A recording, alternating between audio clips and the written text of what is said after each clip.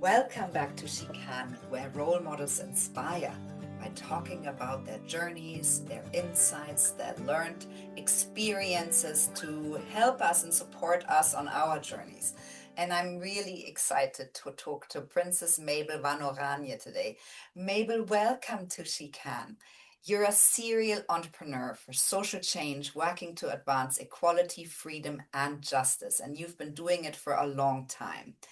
You have founded, led, and advised numerous network organizations, campaigns, and initiatives promoting international human rights and development.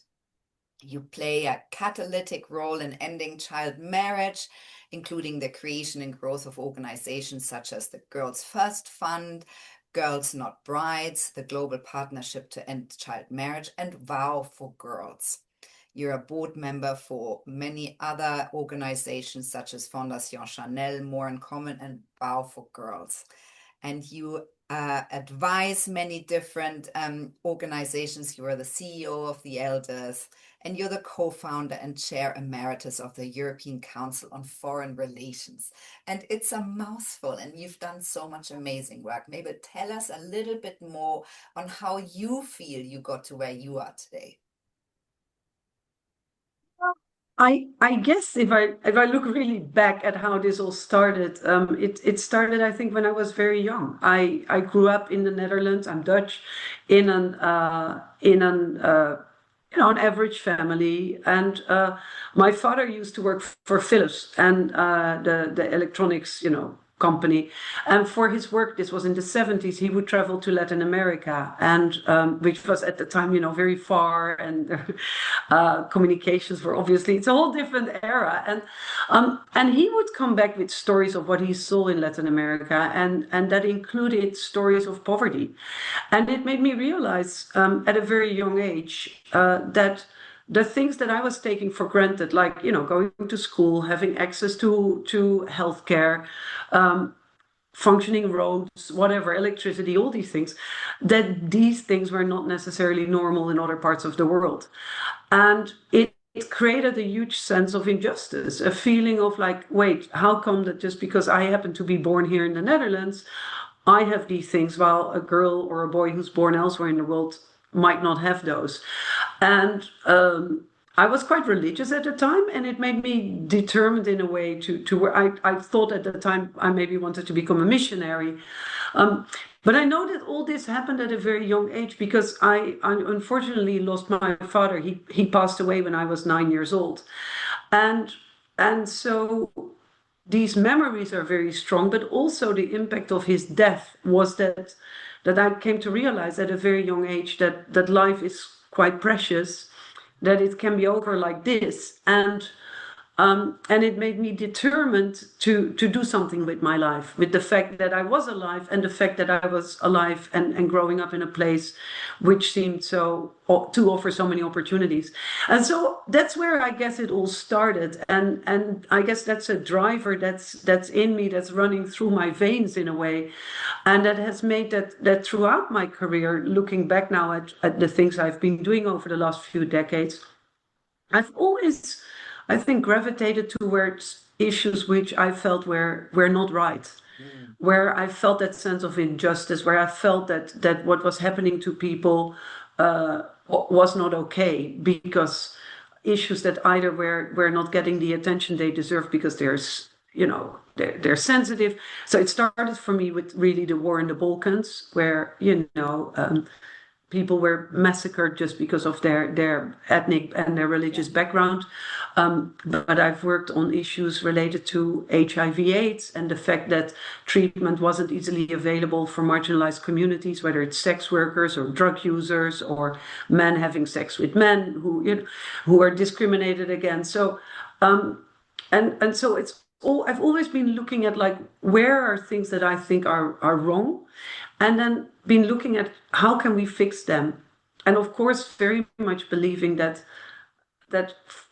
creating change and making positive change happen is something that works, that happens in coalition.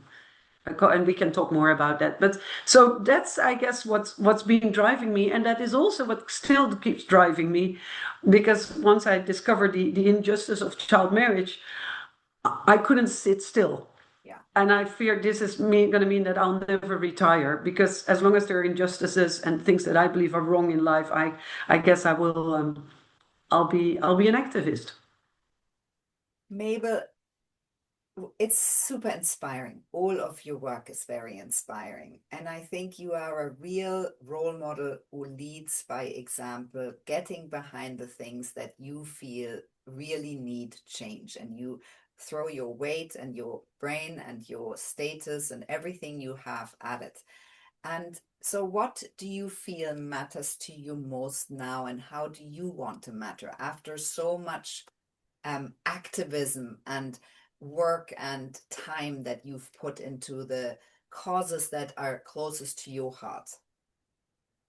Unfortunately, I believe there are too many issues that are not going well in the world right now, and that deserve attention. And I also have a big intellectual curiosity, but I also believe, like you if you want to help to create change happen, you need to focus on what. Yeah. And so for the last 15 years, I have been working a lot on the issue of ending child marriage. Yeah. And it's not the only issue I work on right now. And we can talk a bit about other things, but that's really at the core of my work at the moment. And that happened when I was the CEO of a group called The Elders, Yeah. which is an organization of former heads of state, former prime ministers, former UN secretary generals, who were brought together by Nelson Mandela. Yeah. And if you look at it, it's a bit like the all-star soccer team, but then not of soccer players, but of political leaders, men and women. And I was very, very lucky and that I was their first CEO. Yeah.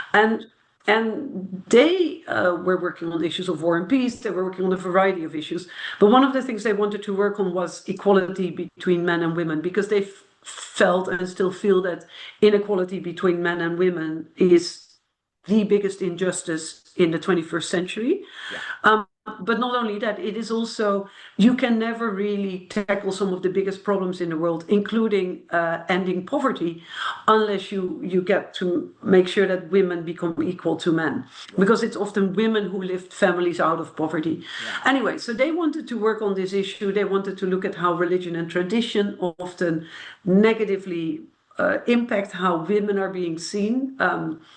And then looking at all this, we wanted to identify an issue, a very concrete issue that they could work on. And we came across the issue of child marriage. And I'll never forget the day that I kind of discovered the issue of child marriage. And I mean, at that time, I had been working on human rights issues, development issues for about 15 years already. And I had rarely come across the issue of child marriage. And yet the two words say it all, child marriage. And we all know a child getting married, that's not okay. Yeah. But what shocked me is that I rarely heard about it. I knew nothing about the numbers, and then started looking into it and realized that it is 12 million girls who get married every year before 18. Yeah. Now, think about it. That's a girl every 3 seconds. So it's one girl, other one. Yeah. It's shocking. It keeps going on and on and on. But now this number is of course enormous. But then since then I've met many child brides, and think about it. These are girls who, can be 16, 17 years old. They can be much younger. But imagine a girl, let's say 13, 14 years old, who one day comes out of school and her parents then say, look, you know what? You're now getting off the age, you've started your period, what have you. It's now time that you get married. And these girls are then most likely, most often pulled out of school. They're married off often to men they are a few years older, men who they've never met. I mean, for these girls, their wedding night is the night that they might become pregnant while they physically are still children themselves. So they're much more likely also when they give childbirth that either something happens with the baby or with them. These girls are much more likely to become victims of gender-based violence, physical violence, sexual violence or mental violence at the hands of their husbands or at the hands of their in-laws. So this is not just a big problem, but it is also having a huge impact. And if I look at it, it is really for these girls, it's a difference between living a happy life where you choose what you want to be in life, something that you and I and many probably of the people who are listening to this podcast have the option to choose their own life path. But for these girls, there is no choice. And so when I found out about these 12 million girls, I was shocked. I was like, why is nobody talking about this? And I guess it's partially because it's a complex problem, because sometimes it happens because of poverty, sometimes it happens because of, issues related to tradition, sometimes it happens because of fears about, the girl will get pregnant before she's married and therefore might dishonor herself or her family. It's always related to this idea that girls are less worthy than boys. Yeah. And we in the world, we don't like complex problems. So I think it was partially ignored because of that, and partially because these girls can't self-organize. These girls often live in poor rural areas, don't speak English, don't have passports, don't have access to mobile phones. So it's very hard for them to say, hey, hello, what's happening here is not okay. Yeah. And that's where then, I became Mabel, the activist, spoke up and it's like, this is not okay. And again, the fact that you're born somewhere shouldn't mean that you therefore more or less automatically end up in a child marriage. Yeah. Mabel, and you've done so much change. You've done various different organizations. You continue it with WOW, if I understand that correctly. And when I read those figures and that there is currently 650 million girls and women around the world who have been married off before the age of 18, that is a massive number. And that's in many countries that are considered sort of countries that have many people below the poverty line. So it's very related to that, but we all know it's a shocking number and it's a terrible status quo. So tell us a little bit about the things that you feel are the main learnings with this particular issue, that where you feel like you really made an impact. What are the things that have worked? What are the things that haven't worked? Tell us a bit about your takeaways. So what is interesting is this is a problem that can be solved. It's a little more complex than just give every girl a pill or an injection or something. Yeah. But it's not impossible at all. And what we've seen is what you need to do is, yes, you need laws that say 18 is the minimum age of marriage, and you need government policies to do that, but these also need to be implemented. So India, for example, which has the highest number of child brides in the world, there's about 3 million girls getting married every year, I believe, under the age of 18. They've had a law for more than 100 years that says it's prohibited. So if you want to change this, you need to empower the girls. You need to help them realize that they have rights, that they have alternatives. You need to make sure that the parents realize that this is harmful, that if they think this is the right thing for their daughters, actually that's not the case. And you need to make sure there are alternatives, that there's, secondary schooling, that there are contraceptives so girls don't get pregnant, unwantingly. Anyway, and what we've seen is that and this is what we're really learning, that they're all over the world, organizations and individuals who want to create change. I mean, I've seen girls for example, in Zimbabwe who were married off as child brides. Then they realized that this is against the law. So they took their case to the court system and ended up in the highest court of Zimbabwe. And they got this ruling that, yes, child marriage should not happen. So these are informal leaders who are amazing girls. We've seen fathers step up, we've seen teachers step up. And so one of the things what we realized at some point is what we need to make sure is that we get money in the hands of these local change makers. These are people who can, be in Ethiopia or in Mexico or in Nepal. And they know why child marriage is happening in their community. Yeah. They know what needs to happen to change it. Do you need to educate the parents? Do you need to help the girls? Do you need to bring in, reproductive health services? And they also are the ones who know who in that community holds the power of change. Because you or I can walk into a community and say, don't marry your children. But they're going to laugh at this. They're going to say, look, who are you, a stranger, to tell us what to do? We're not coming to your country to tell you what you should do. Yeah. And so we realized we need to get money into the hands of these people. And that's often not big amounts of money. And then at the same time, we realized there are a lot of people, including presumably people on the podcast now, who say, look, we actually want to help. And so what we created at some point, and this happened, I think it's about 7 or 8 years ago, I went to a wedding of friends. And these friends, you don't know how it is when you go to a wedding a week before the wedding, panic, what should I wear? What do I buy them? And so I went to their wedding website and I saw they either asked something for their wedding registry or they said, can you give to this good cause? And that was a light bulb moment. And I thought, wait, what if we link moments of the celebrations of happy love, when people get married, when people celebrate wedding anniversaries, but also it can be, normal birthdays, whatever. But moments when people who live in wealthy circumstances celebrate happiness, celebrate love, if they can that easily turn that into fundraisers, where they can help to make sure that girls elsewhere in the world can also choose the lives they want to live. And that we help to end child marriage. So that's where the whole idea for vow for girls, vow like to take a vow, was born. And that's where we launched it. And that's where basically anybody who wants to make a contribution, organize a fundraiser. If people are getting married, obviously they can ask their guests to donate to vow instead of giving them, yet another toasting machine or coffee machine or whatever. Or we've seen couples, who want to give a gift to all their guests who came to their wedding or their wedding anniversary. And they've said, rather than, giving them all something material, we'll make a donation in their name to Vow for Girls. So we've been generating money. And that money that Vow for Girls generates is going right now to projects in 8 countries, supporting a portfolio of about 200 projects. And it's amazing. These projects are making a real difference. I mean, I've seen it with my own eyes. Yeah. Mabel, incredible. So that was my next question. How can each one of us be a part of creating social change? So everyone has to look up Vow for Girls, VOW as in Vow for Girls.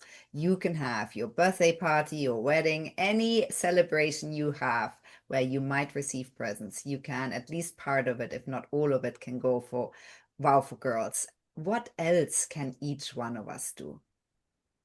Well, I think, and this goes a bit beyond the whole child marriage field. I mean, I think we live in a world which, as we all know, is increasingly polarized or seems polarized. And that is partially because the extreme forces on the left and right, through, the social media channels, etc., we have, get a lot of airtime.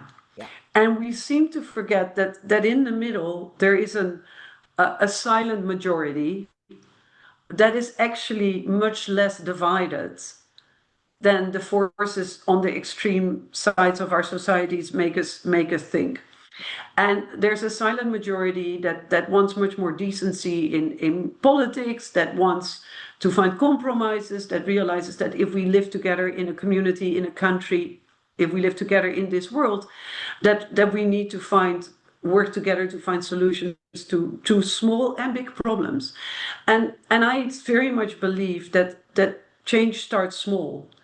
And everything I've done in my life is always about helping to build coalitions for change. Because as they say, we can all make a difference, but nobody can do it alone. And so what I really hope is that people are much more conscious, starting at our own communal level, about like what's happening with our neighbors. I have a neighbor who unfortunately is not very mobile. So I try to make sure that whenever I'm at home in London, I try to go in and just spend a little bit of time with her, because she that's makes her happy, and that's an easy thing to do. And Uh, and the same way, I think we need to all be more compassionate. I think we need to listen better to what other people are saying. I think we need to be more friendly. I think we need to look more at like, how can I help others?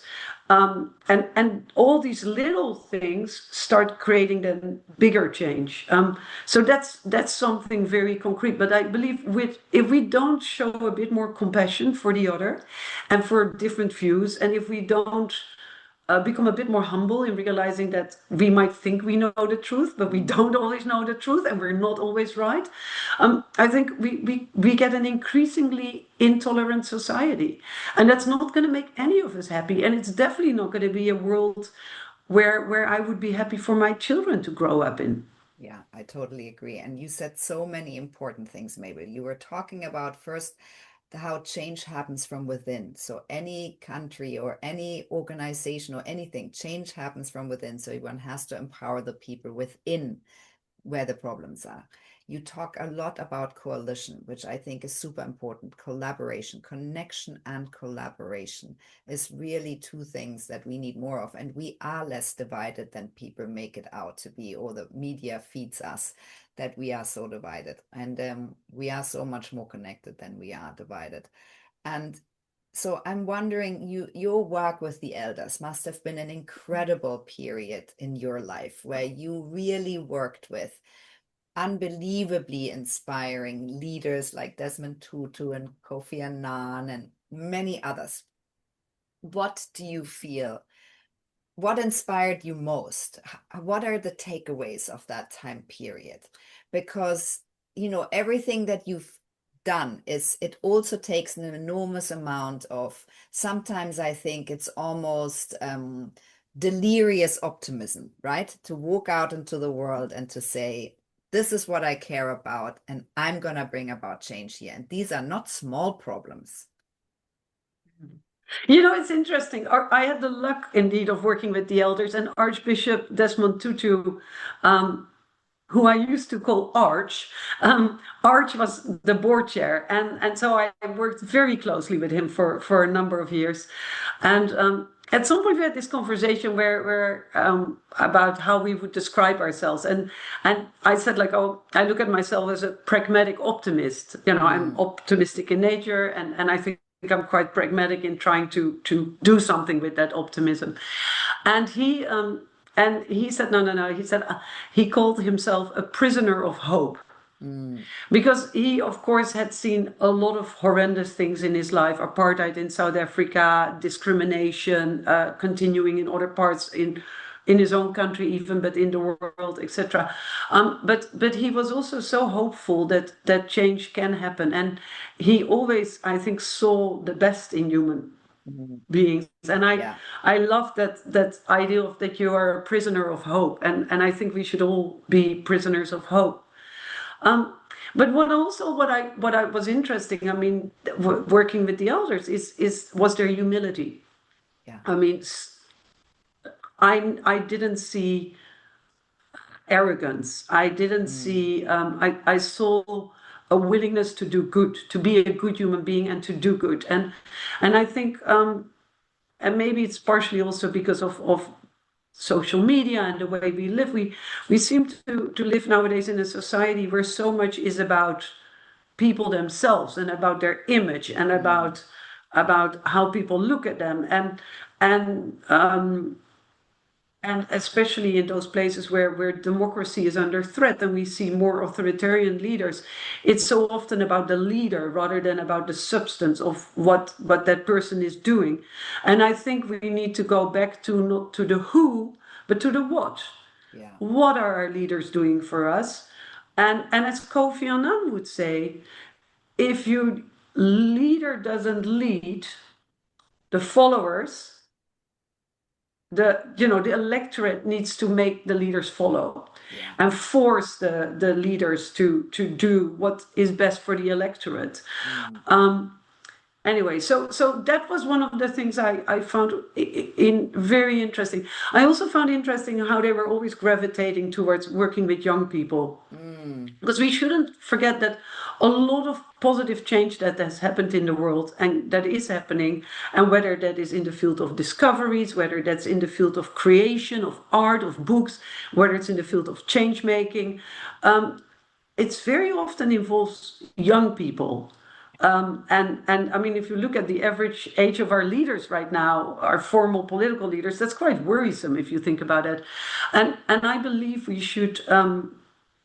I believe we should create an environment in which younger people, and I'm talking anybody basically under the 40 or something, feels that they can test things, can try things. And that's another thing. I mean, in this world where everything seems perfect, on Instagram, we all look amazingly beautiful. We don't see flaws. We don't see, the reality isn't that beautiful. The reality of the world is that there's a lot of things that happen that are not fun, that there's a lot of sadness, there's a lot of grief, there's a lot of things that hurt. And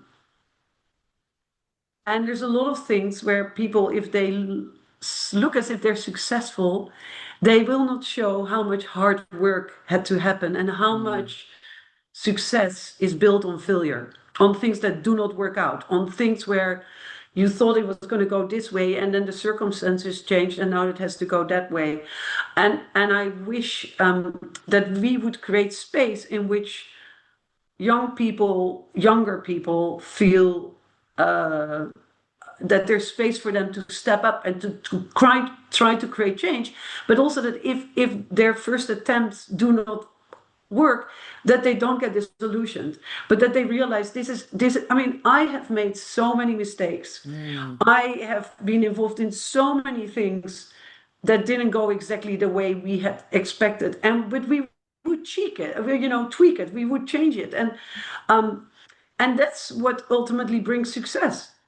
But a lot of the coalitions I've helped to build, we had to rethink things and do them differently, and that's fine. And I wish we would be more open about sometimes talking about how things do not always work out the way we want, because we can learn from that.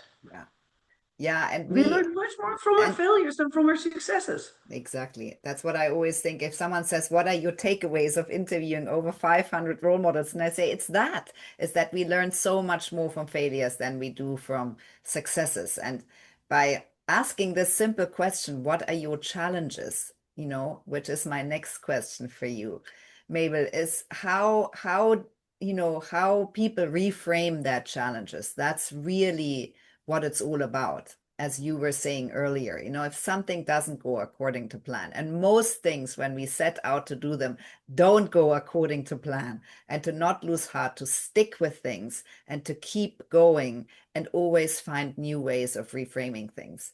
So Mabel, give us a little example of where you feel challenged and you need to reframe to find solutions.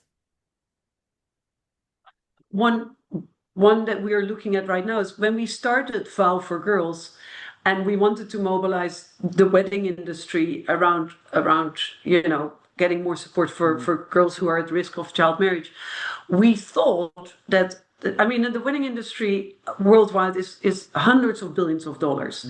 And we thought that we could work well with companies and with then couples getting married and their families and their guests, and then with wedding professionals. And so we created something called Vow Pro, which is a network of the most famous wedding professionals, planners, photographers, etc. in the world, who are great ambassadors. And they generate some funding, but not a whole lot. And we thought that we would get quite a bit from the companies. I mean, I was dreaming of making a deal with Tiffany's or with Cartier around wedding rings and all that. And well, first of all, we launched Vow for Girls about, a short moment before COVID. And of course, for 2 years, nobody was getting married anywhere. Absolutely. So that was a little setback.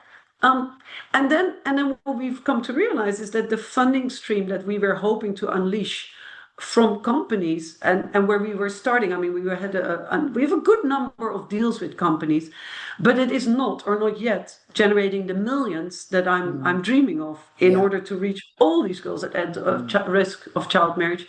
And that is partially because there's a lot of economic uncertainty right now. So, for example, we had a wonderful collaboration with an Justin Alexander, a company that provides all kind of, wedding dresses, wedding and accessories, and the tariffs are creating so much economic uncertainty for their business model that we still have this collaboration, but it will be generating most likely much less money this year than they had thought and that we had thought.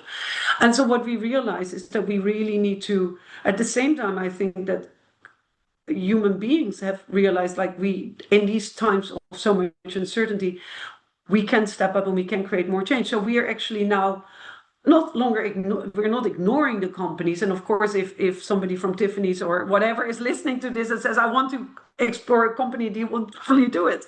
But we realize we need to double down on the couples. And we need to get smarter to figure out how, through all the noise that is out there, how we get this message across that you can do something meaningful that is actually creates happy change in the world. And so we're adjusting the way we work, and I think it's a good example of how, because of changing and external circumstances, we ourselves need to readjust. And so I feel proud. I don't feel like this is a failure. No, I feel proud that we dare to admit, like, some of our early assumptions have changed, have to change, and let's embrace that. It's actually quite exciting as well. Yeah, I love that you lead with that. Mabel, so what kind of a leader do you feel you are? How do you lead? How do you feel you want to show up in the world as? Oh, I think that changes. I mean, like every human being, I believe we grow, and our the lessons of life, the things that happen, the things that we experience, they form us and they shape us. And I mean, I guess when I was younger, I felt a much bigger need to prove myself, and I guess I've come to an age, when I turned 50, one of my sisters said to me, she said, look, now that you're 50, doesn't really, you're ageless now, because whether you're 54 or 65 or 83, you're pretty old, but you're also at a stage you don't have to prove yourself anymore. And I feel much more now that I want to really help others lead. Yeah. I feel it's much more. I mean, I've always in my life, I've sometimes been much more visible. I've sometimes worked much more behind the scenes to help others to come together and come to create collective strategies for change. But I've come to a stage where I think it's good if others take the lead on things, but I would love to help them, because I do know that when you're trying to create big change, when you lead an organization, it can be very lonely. Even when you work together with a lot of people. And so sharing my experience and helping others to be successful and do good for the world and help to tackle the inequality that's still there, the injustice that's there. I think that's a valuable use of my time. Definitely. Mabel, how do you feel you sort of keep yourself motivated and energized and inspired to keep on fighting for the causes that you want to be a part of the solution? Oh, of course, I get desperate. I'm like, oh my gosh, the world, like, we were really making really good progress on ending child marriage. It used to be 1 out of every 4 girls worldwide was getting married. It's now 1 out of every 5 girls. That's real progress.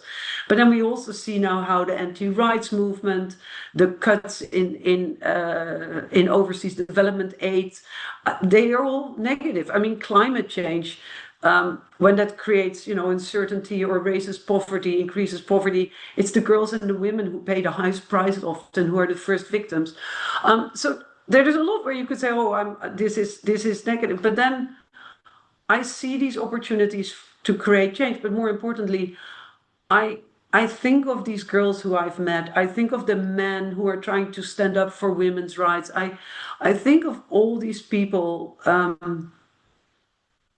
who basically are trying, in Africa, in Asia, in Latin America to make change. And I think about these 12 million girls who are at the risk of child marriage this year, or these girls who, if we don't make sure that they can protect themselves against HIV/AIDS, might become HIV/AIDS infected, even though they didn't want to have sex at a young age. They did not want. So I see all these things, and I know that we can change this. And it might be hard to reach 12 million girls immediately. But as I said, we know that change happens gradually, and every human life saved, so to say, is a human life saved. Absolutely. And if you think that it is your best friend, or it's your daughter, or it is your niece who you care deeply about, of course you would do it. Yeah. And so I strongly believe that let's do these little steps and create that change. Archbishop Tutu, one of the many things I learned from him, he put it in such a beautiful way. He said, when you want big change to happen, you need a big wave. And he said, never forget, when you see a big wave in the sea, in the ocean, that it is composed of millions and millions of tiny drops of water. Yeah. And you can be one, and I am one, and he is one, and she is one, and everybody can be part of that wave of change. And that's how I feel about it. Yeah. Thank you for telling us this beautiful picture, which I think is exactly like that. This is why we need all the young people to never give up. Cynicism is obedience. We cannot result to feeling cynical. We have to go forward, and everyone is a drop in the ocean, and that makes a big wave, and that creates systems change. Mabel, so what takeaways would you say do you want our listeners to have from your story when they listen? What should they, sort of summing it up? Oh, I guess it's that lesson of, if you want to be a change maker, first of all, dare to dream big, but never forget that big change starts small. Yeah. Be super pragmatic, adjust if necessary. Know that we can all make a difference, but rarely or nobody can do it alone. So build partnerships, find people who want to create organizations, people who want to see the same change, whatever you're working on. Realize that leadership comes in many different shapes and forms. You have formal leaders and politicians or of companies, but you can also have people who don't have formal titles create big change. And I've seen that in so many girls who are standing up, to make sure that their friends or they don't end up in child marriages. And then I think maybe also important is, we live in a time of instant gratification. We want everything to happen within a few seconds or within a few minutes. But for many of the biggest challenges in the world, change doesn't happen overnight, and you really have to stick with it. Yeah.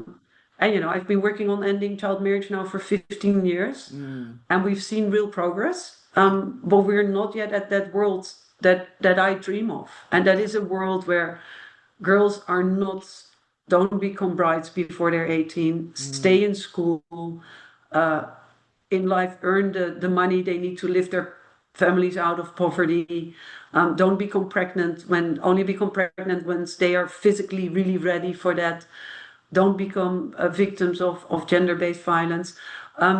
Basically a world where every woman can be equal to men, where every girl can be equal to boys, and where we can all choose the lives we want to live and the love that we want in our lives. As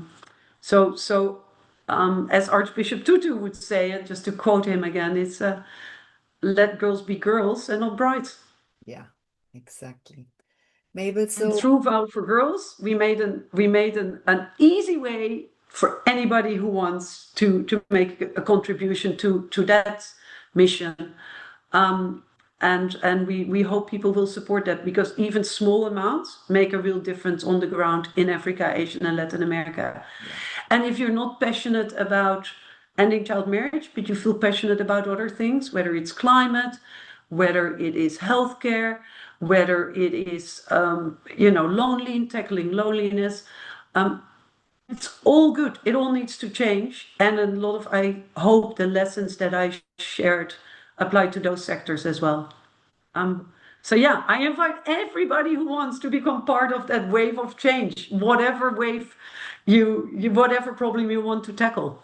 Yeah, amazing, Mabel. What are your plans and goals? How do you feel the end of this year and the next years? Would you like them to look like? Oh, I want Vow for Girls to raise much more money. That's an obvious one. Um, I uh, I would like to. I would like to. I mean, I'm increasingly interested in the question of how we defend our democracies Mm, and how we make sure that that silent majority in the middle, uh, who I was speaking about earlier, how we can make sure that their voice gets reflected in policies. I hope that more people who want to be change makers will actually enter into parliament or into communal councils, municipal councils, yeah, because I think we need good political leadership, because you can have, without smart politicians, we and diverse politicians reflecting really society, not just so to say white men. It's very hard to get the right policies, whether you tackle gender equality, whether you tackle climate, whether you tackle public health care. So that's something that I'm increasingly interested in and where I'm trying to learn. It's an area I know a little bit about. mm. I've done work over the last 30 years on and off on these issues, but I would like to learn more. Yeah, Mabel, I'm so that's how I look at the so world. inspired by you. I'm so thankful for your time. I love that you lead with this incredible notion that we need people to stand up and speak up, because that silent middle is the key to um, for us to let democracy prevail, for peace to prevail, for areas that are not peaceful to turn that around. This notion that we pay a little rent on this planet Earth that we call home, that you lead with, I think is very important and very big. The beautiful prisoner of hope analogy that you were talking about, I think the coalition, connection, collaboration, that these are big, huge themes that we all need to think about, and that you advocate for young people to join the tables where people convene and take big decisions, and we need the young people at those tables. So thank you so much, Mabel, for your time and your insights today. You, Stephanie, for all you do, and thanks to all that have been listening.